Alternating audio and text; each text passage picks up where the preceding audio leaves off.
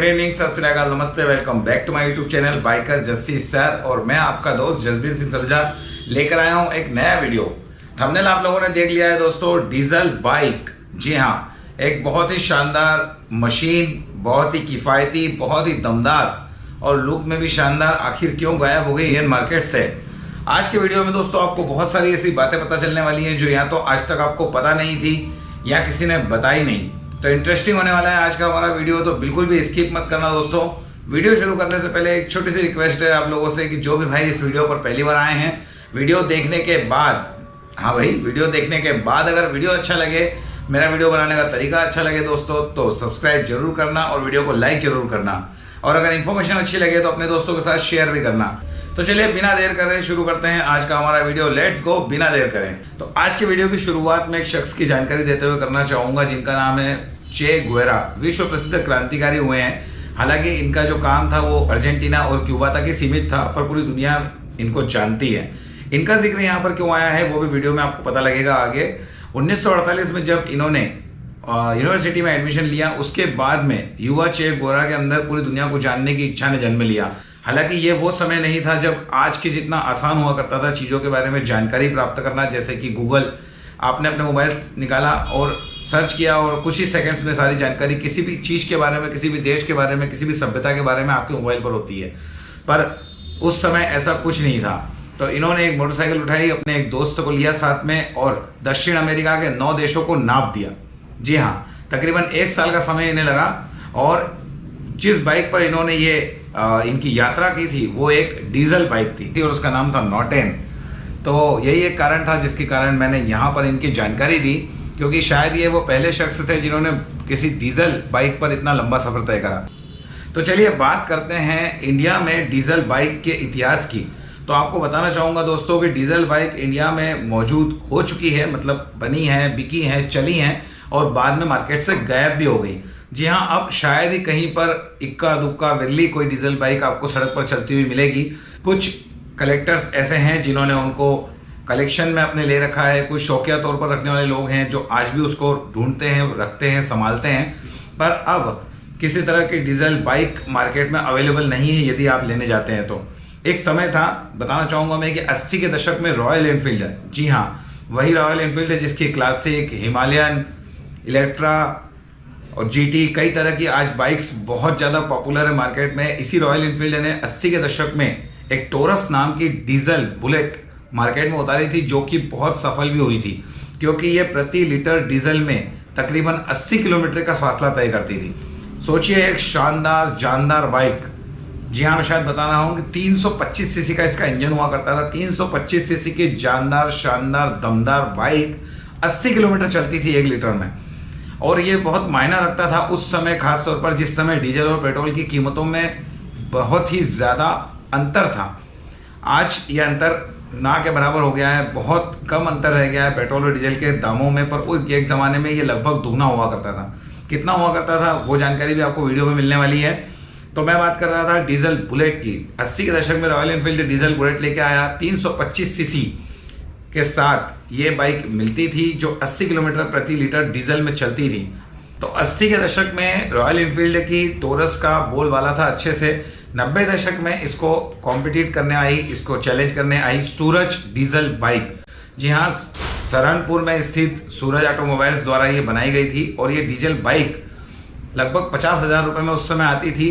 Same 325 CC का engine इसके अंदर होता था।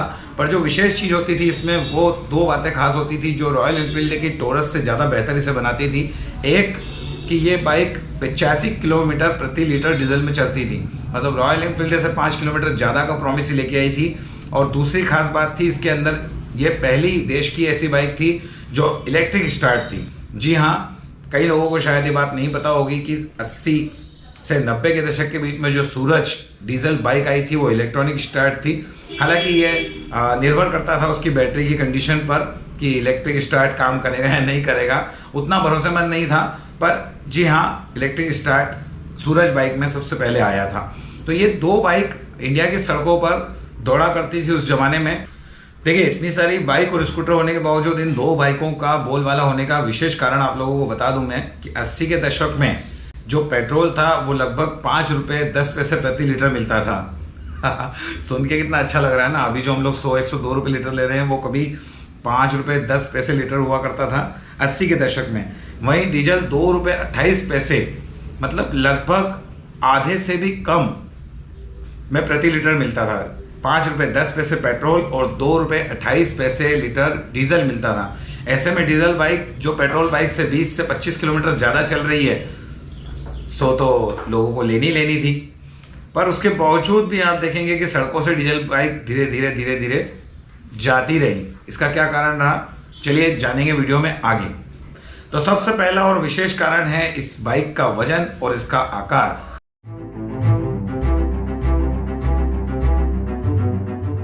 जैसा कि आप सब लोग जानते हैं कि डीजल इंजन पेट्रोल इंजन के मुकाबले बड़े होते हैं, तो यहाँ पर भी वही समस्या ने जन्म लिया। बाइक के छोटे से चेसिस के अंदर एक बड़े डीजल इंजन को, एक भारी बड़े डीजल इंजन को फिट करना एक बड़ी चुनौती थी। इंजीनियर्स ने इस पर तो विजय प्राप्त कर ली, पर जब वो चलाने वाले के हाथ में आई तो कहीं ना कहीं उससे परेशानियों का सामना करना पड़ा। संभालना मुश्किल होता था, स्टार्ट करना मुश्किल होता था, और चलने के बाद अगर कहीं गिर जाए तो बिना किसी की मदद के उठाना असंभव होता था। तो दूसरा मुख्य कारण है शोर।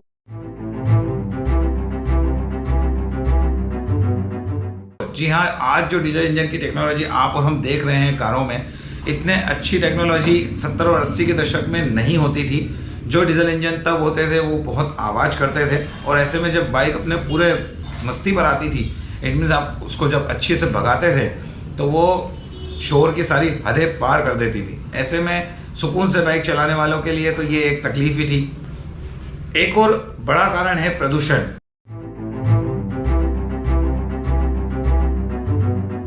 जी हाँ, डीजल इंजन पेट्रोल इंजन के मुकाबले कई गुना ज़्यादा प्रदूषण करता था। हालांकि 70 और 80 के दशक में इस बातों पर ज़्यादा ध्यान लोग नहीं देते थे, पर कालांतर में लोगों ने समझना शुरू कर दिया था कि ज़्यादा धुआं ज़्यादा प्रदूषण लेकर आता है और आने वाले भविष्य को ज़्यादा हानि पहुंचाने वाला है। तो सबसे मुख्य बात पर आ जाते हैं, इसकी कीमत।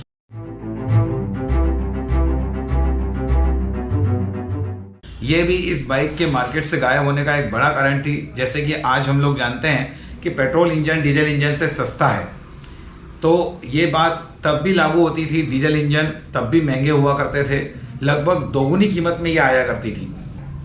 आधी कीमत के फ्यूल पर ये चलती थी और दोगुनी कीमत पर ये आती थी। जब 18 से 25 हज़ार में आपको कोई भी स्कूटर या कोई भी अच्छी बाइक मिल जाया करती थी, उस समय लगभग ये दोनों बाइकें, रॉयल एनफील्ड की डीजल बाइक और सूरज की डीजल बाइक, दोनों ही लगभग 50,000 रुपये की आया करती थी, जो कि उस समय के लिए बहुत महंगा हुआ करता था। सबसे खास बिंदु पे लेके आता हूँ मैं आप लोगों को, जिसके कारण डीजल बाइक मार्केट से गायब हो गई, रख रखाव। जी हाँ,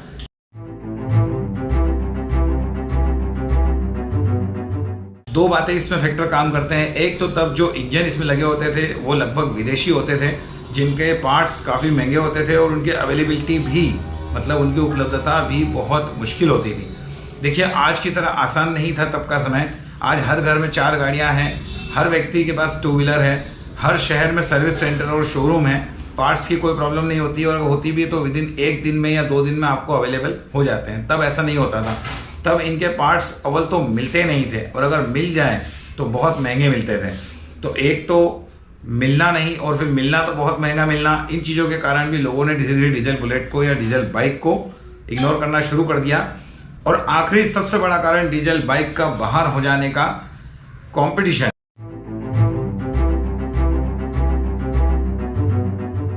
जी हाँ, जो नई नई बाइक्स मार्केट में आ रही थी डीजल बाइक, उसका मुकाबला नहीं कर पा रही थी।